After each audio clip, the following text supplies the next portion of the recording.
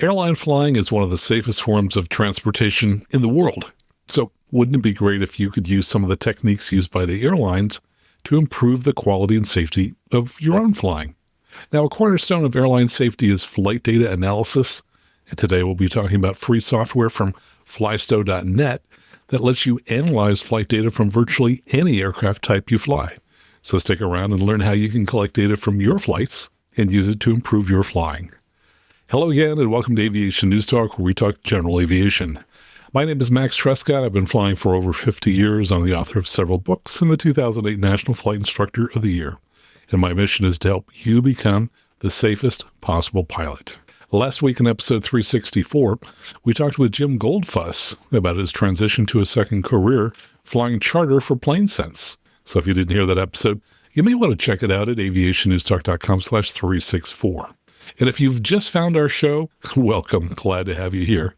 Now, in whatever app you're using, touch either the subscribe key, or if you're using Spotify or the Apple Podcast app, the follow key, so that next week's episode is downloaded for free. And of course, this is a listener-supported show supported by people just like you. And we've got a lot of different ways you can show your love and support for the show. You can support it via PayPal, Venmo, Zelle, and Patreon. And to do that, just head on out to aviationnewstalk.com/support, where you'll find those links. And when you make a donation, I'll read your name on the show. And you can also support the show whenever you buy a headset from Lightspeed. My favorite model is the Delta Zulu because it helps you hear more clearly after you customize it for your unique hearing. To learn more about the Delta Zulu, go out to the website to that special URL I've set up for you, which is aviationnewstalk.com/lightspeed. And when you use that link to get to their website to learn more and to make a purchase, they'll send a check to support this show. Today we're talking with Patrick Lienhart of FlySto.net about their flight data analysis software. Now, we've talked a little about FlySto in the past, but today we're going to do a deep dive. And I've used it a number of times, but I learned even more ways to use it while talking with Patrick. As he'll explain, there are a lot of ways to record data for your plane.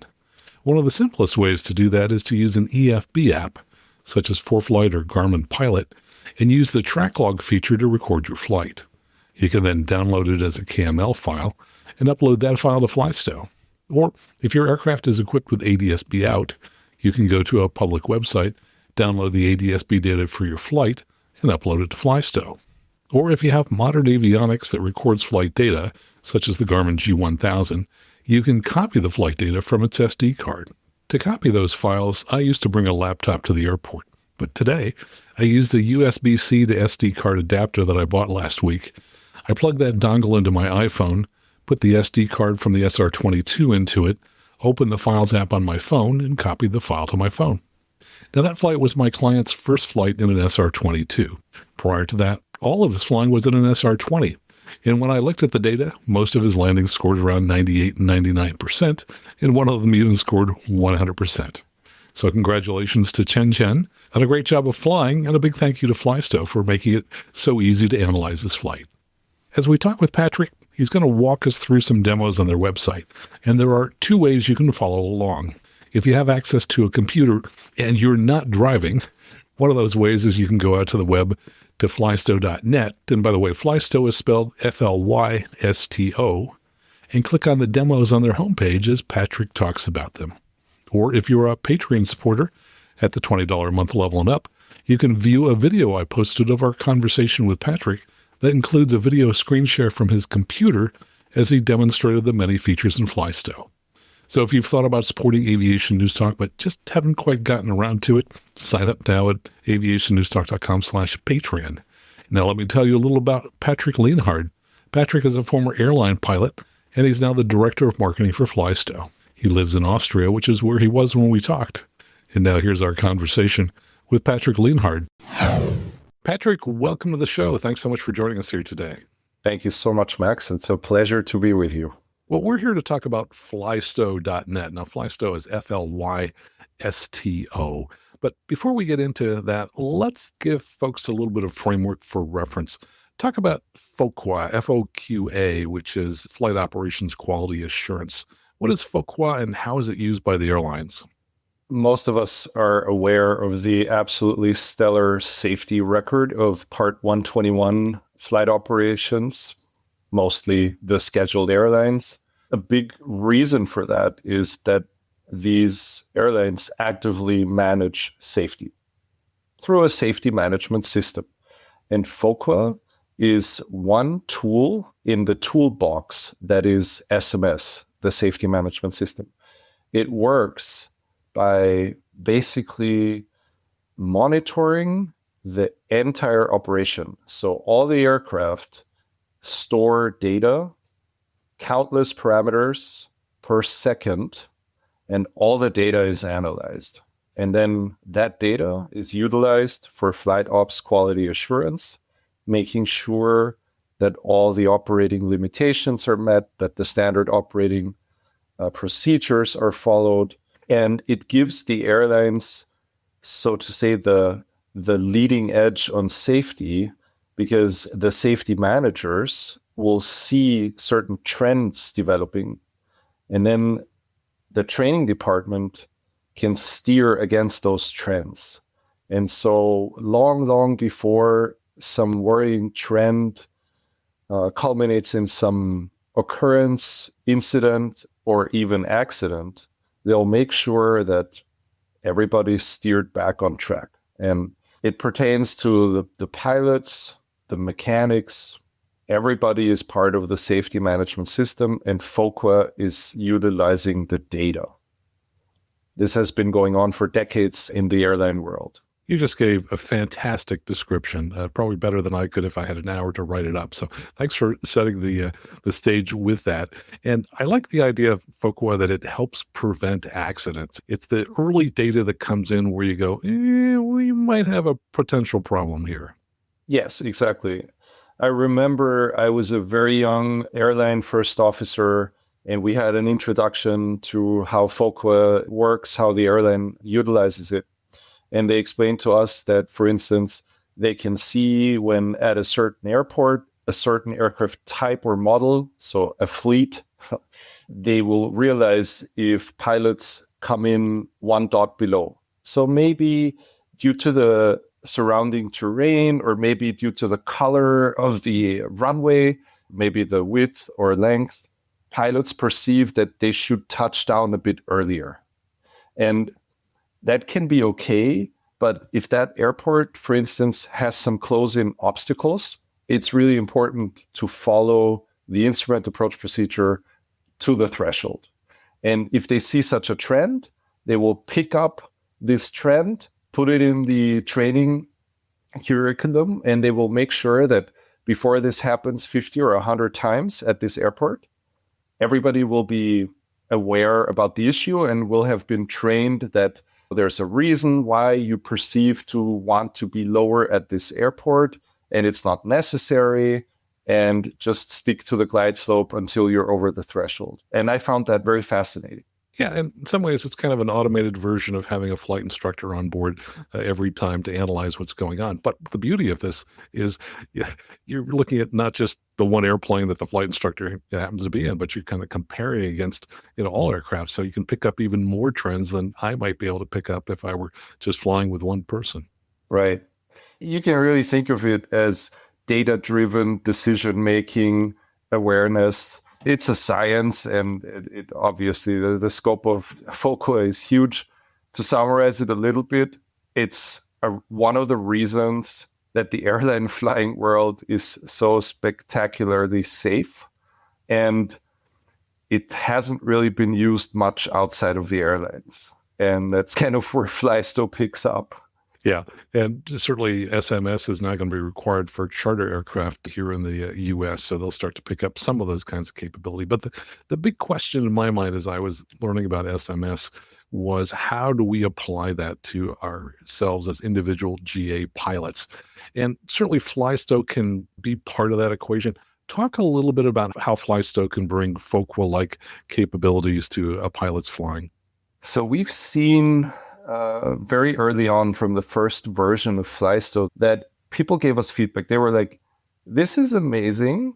This shows me things that I could have sworn I do differently. So it enables you to look into your aviation mirror. And it's not really grading you in the sense of this is correct or this is incorrect. It's just processing your avionics data to give you the opportunity to dive into your flight as deep as you want to. And, you can do a flight today, and maybe in a month, when you're on the couch at home, you start looking at it in FlySto. And this is sort of a non-threatening, I told you so. It's a voluntary chance of a training experience based on what you really did. And you can say, okay, how much crosswind was there? How much wind shear was there? What was my centerline performance really like? How was my touchdown impact? And there's no ego involved. There's nobody else telling you that. It's like basically the flying story that you wrote with your own data. You can now go and read it. Not only that, you can improve. I was talking with somebody, sometime in the past month, who was talking about how they had been collecting data on their flying in FlySto and how they were pleased to see how they were getting better and better at some particular aspect of their flying. Now, you've got some great demos on your homepage. Let's go ahead and talk through some of those, and the listeners can follow along if they have access to a computer by going to FlySto.net, and they can kind of see those demos as well. Right. Plus, we've got a video version of that, and people can see what you're scrolling through. But definitely, as you describe the demos, pretend you're describing it to a radio audience that can't see what you're talking about. So we'll go in a little bit more detail. Talk about the section you've got labeled perspectives, and just kind of talk about the different images under perspective. So on FlySto.net, there is a section called Live Demo, and it's a couple of sections of features in FlySto. And each section contains 2, 3, or 4 screenshots. And we don't do any mock-ups. What we did was we just asked some active users, hey, this is an interesting flight. If we change the date or remove the date of that flight, can we share that flight with visitors on the website? And if you click on any of these screenshots, that actual flight opens up in FlySto, and you can use FlySto without an account straight away. It's for demo purposes. It's like a live demo. It's not some screenshot mock-up or something. We start with perspectives because, well, it's all a matter of perspective. And our idea in FlySto early on was to give users the choice of the perspective. Some people prefer to see everything on a north-up 2D map. Other people prefer to see a particular maneuver or approach as a 3D view where they can rotate around or follow the aircraft as it flies. Then to dive into the flight, maybe the familiar perspective for most pilots would be a cockpit view. So a lot of our users call it the HUD. So it will basically show you a primary flight display with synthetic vision. And depending on the data, all the autopilot modes, all the heading pre-selects, altitude pre-selects. And then some people are very mathematical. They'll prefer graphs. They want to correlate their cylinder head temperature with true airspeed, or maybe ISA temperature deviation, and so those are the primary perspectives. And if you, for example, click on this screenshot, that particular flight will open in FlySto, and you can see this is up here in the middle section at the top. You have 2D, 3D profile, cockpit, and graphs. Those are icons, and this is a graph of plotting the CHT for the entire flight. If you want to see the CHT during takeoff, you will just click the takeoff flight phase, and the graph will adjust to that phase. So those are the different perspectives, and you can see those right away on FlySto.net, clicking the live demo button here. Yeah, and I was really drawn to the HUD view, where it basically looks like I'm sitting in the cockpit and I can see my ground speed. Of course, you usually don't have airspeed data, but you can often have ground speed data and altitude, and kind of watch the attitude indicator turn as I turn and so on. So yeah, a lot of great different views that people can use to look at the data. Sure. Just what you see, FlySto will just give you what you upload. If you upload some track log from a navigation app, or maybe an ADS-B track log, you'll get ground speed. If you upload some data from your aircraft avionics, you'll get airspeed. Yeah, maybe this is a good opportunity to just talk about how people get the data to their FlySto account. What are some of the different avionics systems that people can use, and how do they then get that into their account? Yeah, great question. So also on the website, we have a section labeled How to Upload. It's basically 3 simple steps. You can create your own account on the website, and then you can upload data. And there's a button labeled Supported Avionics. So we have a list here. You can see, for example, there's a bunch of Garmin avionics. Garmin provides fantastic data for analysis. If you happen to have maybe a Garmin G5, you can click this and there will be instructions on how to log the data in your Garmin G5 and upload it.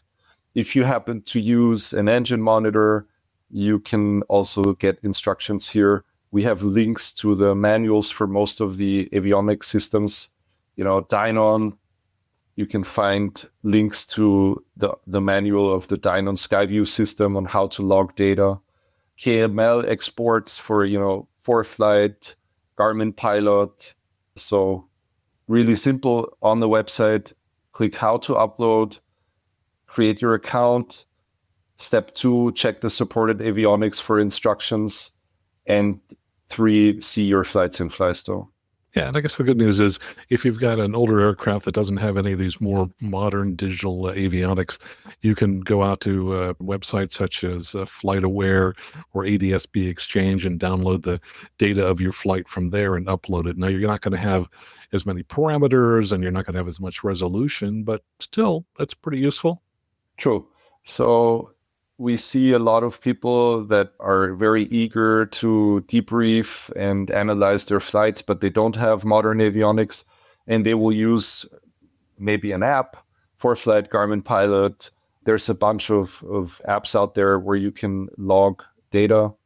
Or as you said, they will head over to FlightAware and pick their aircraft and their flight there.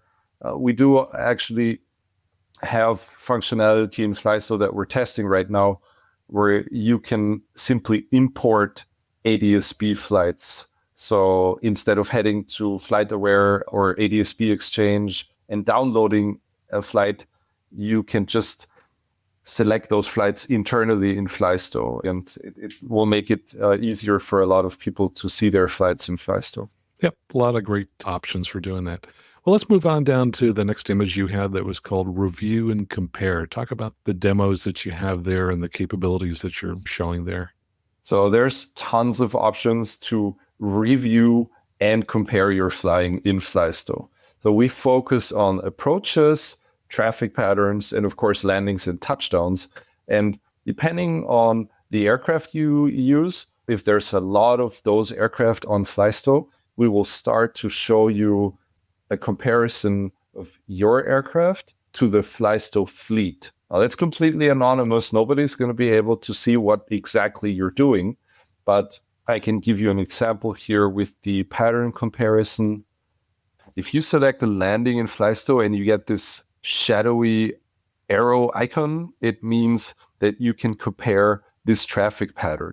So you click this button, Compare with Average Pattern, and will then show you the model average pattern of all Cirrus SR20s in FlySto to the traffic pattern you were flying, that particular pattern. So you can see the model average there is the gray dashed line, and then your pattern will be this one.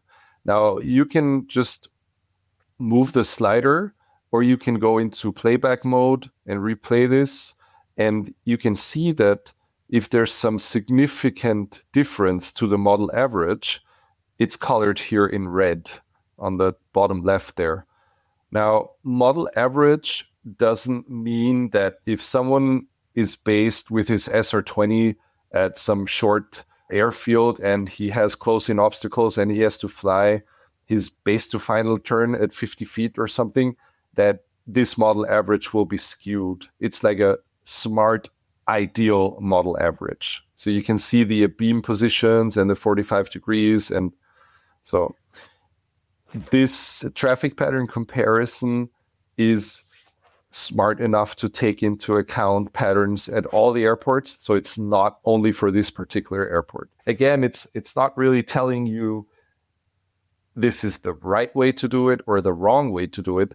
This is more for you to see that maybe your lateral distance to the runway here was a bit further, and maybe your power was less, so you set less power, and some patterns you will maybe be faster or slower. It's really just to show you differences. Yeah. And then it's up to you to judge yourself, like, okay, this was fine. I had a reason to do this, or I didn't. This is the pattern comparison. That's one of the methods to compare in FlySto. Yeah, go ahead and quickly step us through the other comparisons that you can make. So another feature we have is the approach score. And again, it's a score, it's not a grade.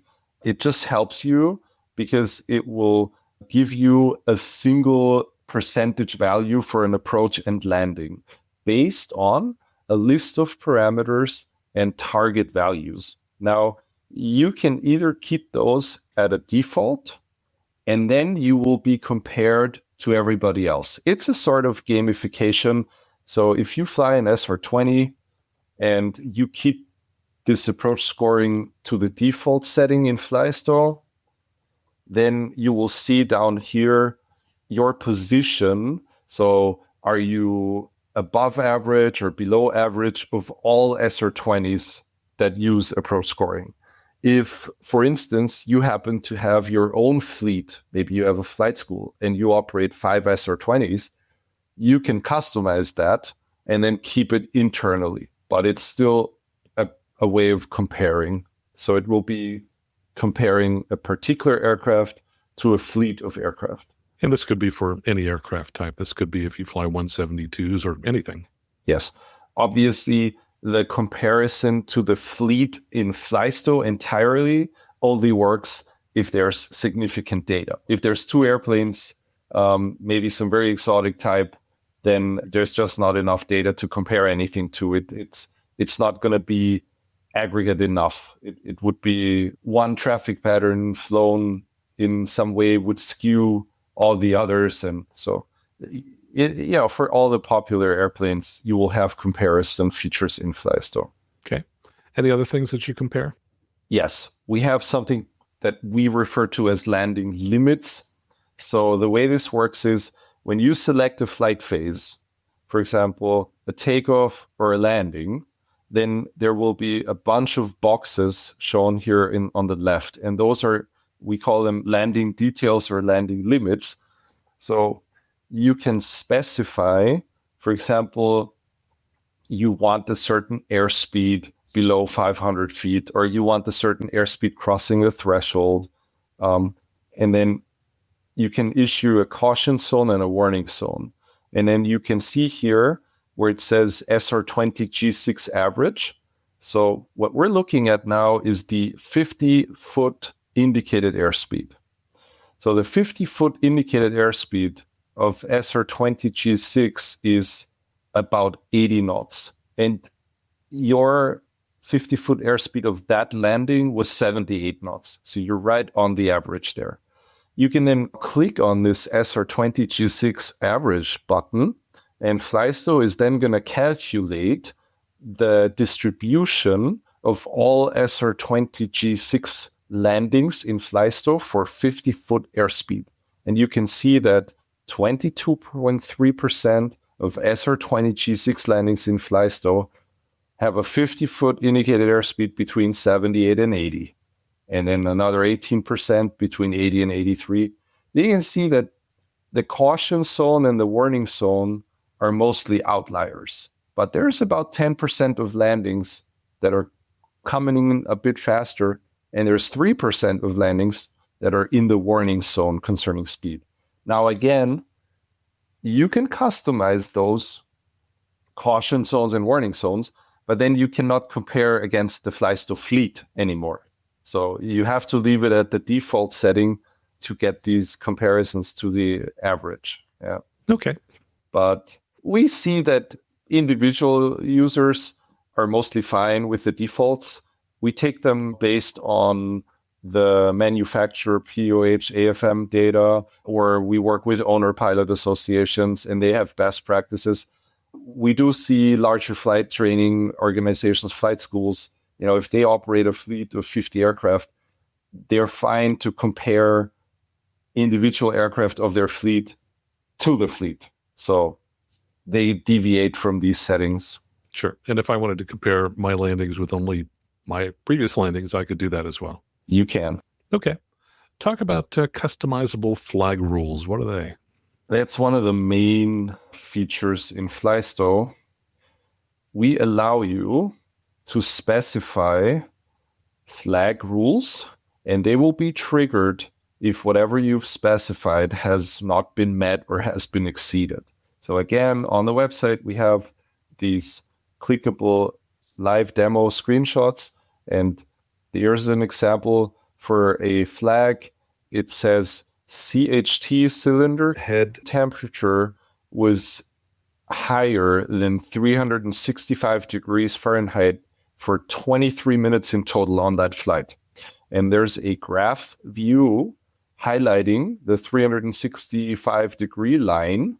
And you can see that as soon as the airplane took off, the CHTs came up to 400 here. Cylinder number 3 was at 400. And then it took from takeoff, it took about 12 minutes for them to get down below the 365 limit. And then they went up again. And if you want to see that on a map, you can switch to a map view, and then we'll color you the area where the CHT exceedances occurred. And then you could expand the map and see it in the main map. Basically, there's almost an infinite set of conditions that you can specify in the flag rules. I'm going to show you an example here. So if I look in my FlySto aircraft list, I have a button that's called flags. So this is an SR22, and we'll click the flags button. And maybe I would like to create a new flag. So it'll ask me, when is this flag supposed to trigger, for any flight phase or for startup or for on ground? So we can say, how about we use only when the airplane is airborne? We don't want this flag to apply when the airplane is taxiing. And then it gives us options for the engine, like fuel flow, manifold pressure, oil pressure. But let's say we're interested in bank angle. So we'll select bank angle here, and we can then specify if this is a white flag, a yellow flag, an orange flag, or a red flag. So you can specify the severity. Let's say it's a red flag when our bank angle is more than 35 degrees. And let's add as a second condition when the height, HEL, so above ground level, is less than 500 feet. And now we can save this flag. And FlySto will now retroactively go through all your flights and also in the future monitor all your flights. And if this condition occurred, you will get a flag. And you can look at those flags in the individual flight, but you can also plot the flags on a graph over time. So I can see that this occurred in 6 flights out of 278. And I can then see those 6 flights here immediately. Yeah, this is an amazing tool. You can see we already have flags as a default. So startup, when starter is engaged for more than 10 seconds, when the interval between starter engagements is less than 20 seconds. That we all read the limitation and we're supposed to let the starter cool down, but people get nervous when the engine doesn't start, and then they crank the starter again and they crank it again, and it eventually just kills the starter. And you can see such behavior. We can see that this has occurred with this aircraft in 35 flights. You can check fuel flow on takeoff, and it's, whatever. The more data you have, the better the flags. Yeah, if I owned an aircraft or if I were a flight school, I would definitely be doing this because, it's so easy for a single renter pilot on a single flight to make the engine temperatures go high and shorten the life of your engine. So this is just an amazing monitoring type capability. Yes, we get a lot of feedback. People love it.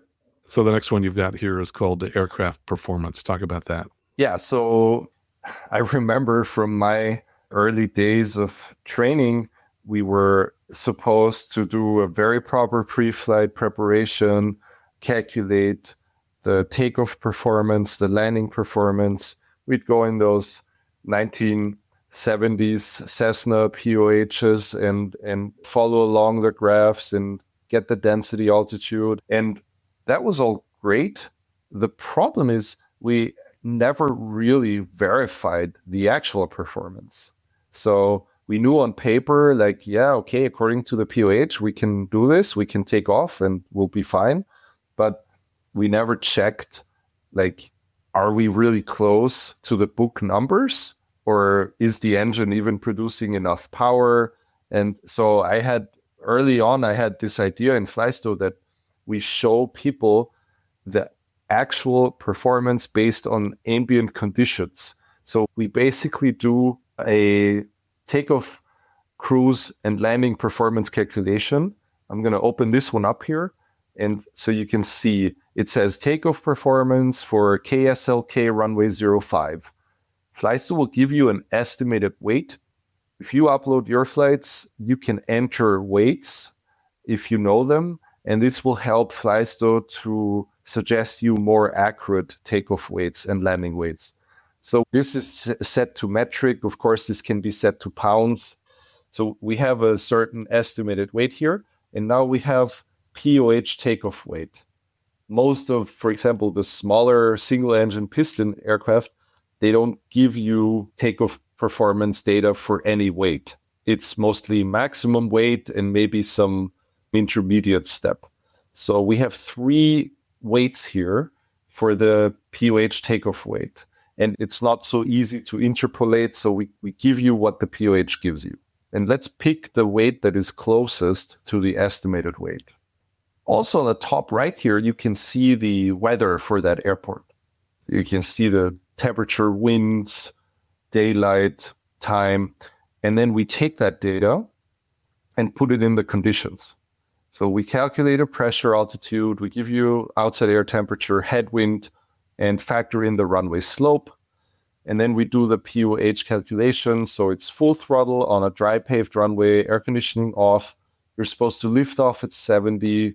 You're supposed to have 74 knots over 50 feet. That's when the takeoff distance ends. And we do interpolate for the actual field elevation, so for the actual altitude and OAT. And we do apply a wind factor and a runway slope factor. And then you can see immediately that the takeoff distance from starting movement to 50 feet is a lot longer than the POH takeoff distance. So the POH takeoff distance here is, I would say, 2/3 of what it took you in reality. And the ground roll, similar. I would say ground roll actual is about, 1/3 longer than the POH calculated ground roll here.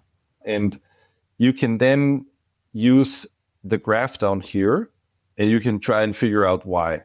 So let's check and say, here's where the ground roll started.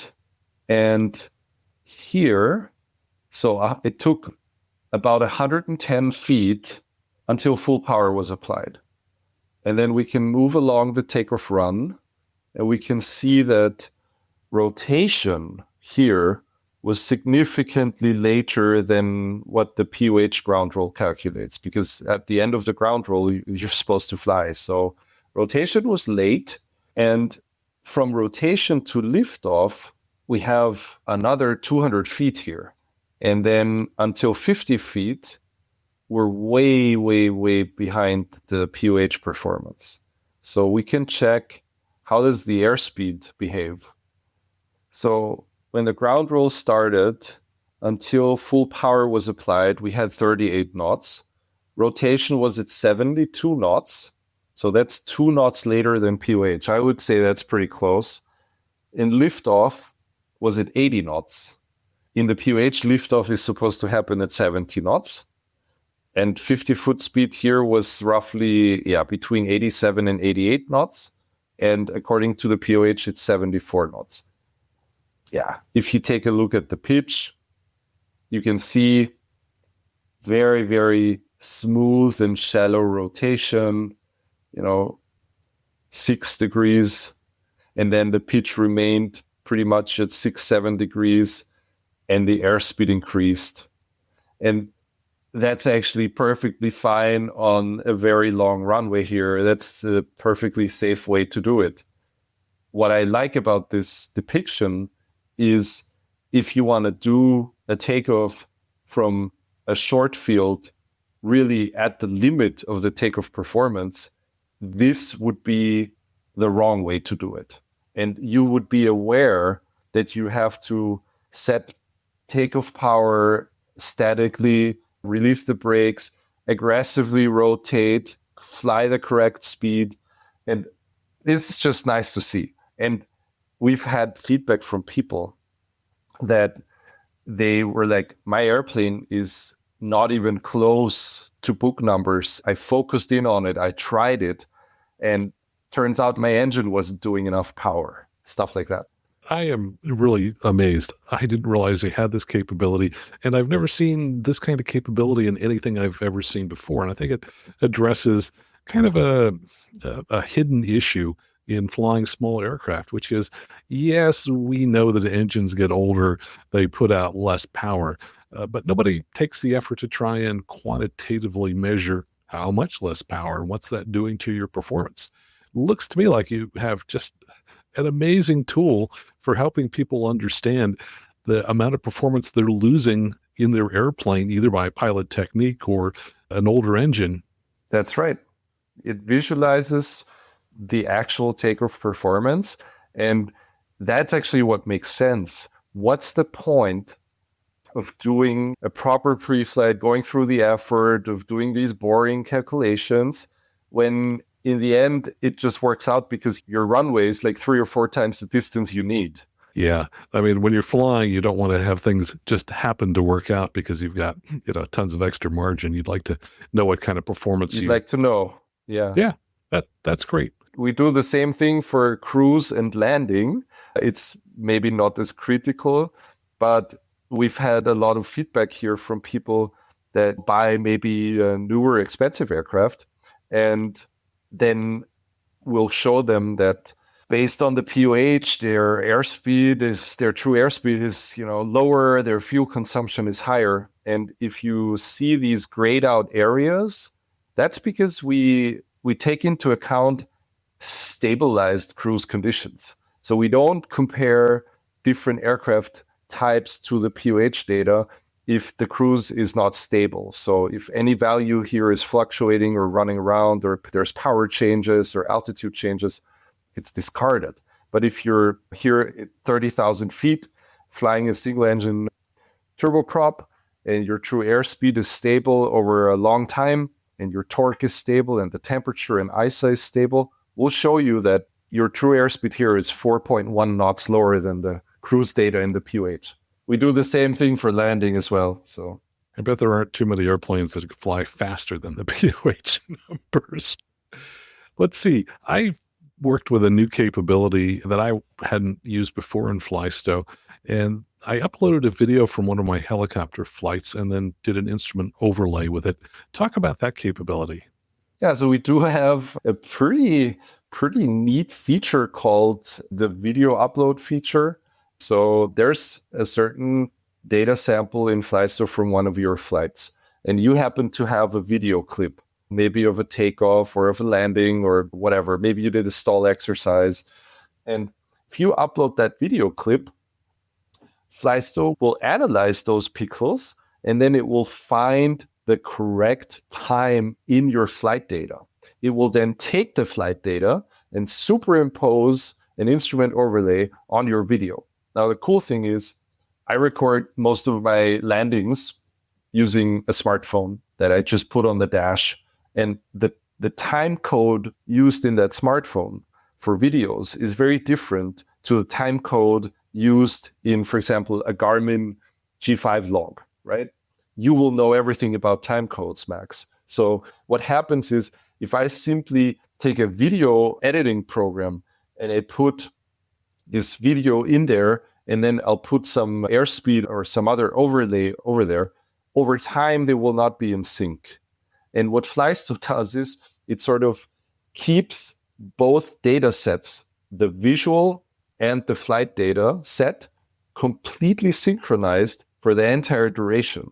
And I can click on this landing here, and you can see that instead of the kind of once per second data rate of the flight data, you now get this very fluid video view, and you can speed it up or speed it down. Yeah, and let me just describe what we're seeing here. Essentially, this aircraft is on the base to final turn. It's a little low over the airport, and superimposed on the video looks like essentially the PFD from a G1000, for example. So it's as if we superimposed PFD data on top of the video. So it's really very instructive. You can see exactly what your flight parameters were as you were doing them. Right. And there's a couple of things that I can highlight as we take a look at this. So this is a G1000 flight data sample set. And so we have all the engine data here. Interestingly, at the bottom here of the engine indication, we have flaps. It says flaps 0, 50, 100%. And this is really cool because the G1000 for this aircraft type doesn't record flaps. These flap settings, FlySto detects them aerodynamically. So if we have enough data from a particular aircraft type, and we happen to have access to that aircraft type, we can verify FlySto's flap detection algorithm. And we've had some people that wanted to introduce this for their flight school, and they might have an aircraft type that's not so prominent, not so often used. So they just took videos of the exact time on the primary flight display and when they actuated the flaps. And this allowed us to introduce this feature. Yeah, you've got a lot of capability here. I'm just amazed that I'm learning new things as we're talking here. Let's move on and talk about the ADS-B traffic and also about wake turbulence. Yeah, so we also have a lot of advanced owner pilots who might fly into some of the larger airports, like Class B airports. And it does happen once in a while that you will be sequenced for landing behind a larger aircraft. Any larger business jet or airliner can pose a real threat through wake turbulence. And we decided to include ADS-B traffic data in FlySto because it's important for this full immersion debriefing and flight review experience so that you see what was going on around you. We do use the traffic to give you these proximity alerts. So FlySto detects if two aircraft are on a direct collision course and will tell you were on a collision course. Collision would have happened in 30 seconds. And the second use case for ADS-B traffic is wake turbulence awareness. So I have an example here. One of our users was kind enough to allow us to use this. It shows a Cessna 206 getting ready to cross the San Francisco Airport's Class Bravo here.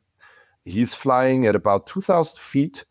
And in the ADS-B traffic depiction here, we see a Boeing 787-9 Dreamliner. It's climbing away from San Francisco to the northwest here. And you see a couple other planes. And our guy is now in the Class Bravo. He's descending a little bit, climbing back up to maintain his 2,000 feet. He's doing 140 knots. And as he comes close to the 787's flight path, what happens is FlySto shows the historical positions of the 787 1 minute ago, 2 minutes ago, and 3 minutes ago. And then if we zoom in, we can see that Our Cessna 206 is exactly where that 787 was 3 minutes ago. So 3 minutes ago, if you were sitting in that 206, a 787 was 1,000 feet above you, laterally 0.3 nautical miles away, so pretty much at the same position. And if you take the FAA or ICAO wake turbulence guidance material, these wakes, they will descend between around 200-ish, 300-ish feet a minute in typical atmospheric conditions. So this means that if that 787 was 1,000 feet above, right now the wakes are where you are. And this is not some super precise science. This doesn't mean that there was a wake actually there. Obviously, this 206 was perfectly fine. You might have felt a ripple or something, but it just shows you that if you don't have this awareness depiction in FlySto, that you were close to a wake turbulence zone, you would have probably had no idea at all, like that there was a 787 crisscrossing your path there a couple minutes ago. And there have been fatal accidents involving wake turbulence, taking off behind a heavy prop aircraft where the prop wash through a light aircraft on its back, or approaching, I think it was Knoxville, where a Cirrus was toppled over when they were approaching behind an Airbus A320. So we'd rather show this 10,000 times in FlySto and people are like, oh, interesting, I didn't realize that, rather than not show it and have just one more of these wake turbulence accidents. It's an important subject area that I think a lot of pilots, certainly as I'm flying with people, I see that they don't have kind of the same level of awareness that I have. I'm often just using the traffic system and trying to figure out, oh, that airplane is passing about 3 miles in front of us and we're doing this speed, therefore we'll be there in X number of minutes, and will the wake turbulence have dropped down 300 feet in that first minute. And yeah, so I think these are important kinds of things. What I would love to see is the kind of depiction that you've just shown here after the flight in real time in the cockpit. So I'm hoping, Garmin, if you're listening, let's bring that capability to your system sometime in the future. That would be cool. I did pull up the cockpit view, or the HUD, as our favorite users call it, to show you how FlySto also highlights a potential collision here. So it actually shows the traffic target in the PFD, and it shows that there's a 737 MAX 9, 5 miles away, and there's a potential collision within 60 seconds. Obviously, a small course correction here, and it's no more threat. But I just think it's nice. You guys are lucky, especially close to the larger airports. You have the ADS-B mandate.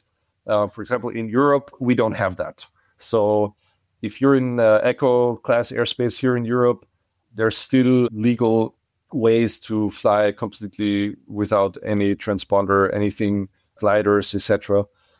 This traffic stuff in FlySto is really, really a revelation to see how much traffic is out there. Yeah, indeed. Talk a little bit about the weather capabilities.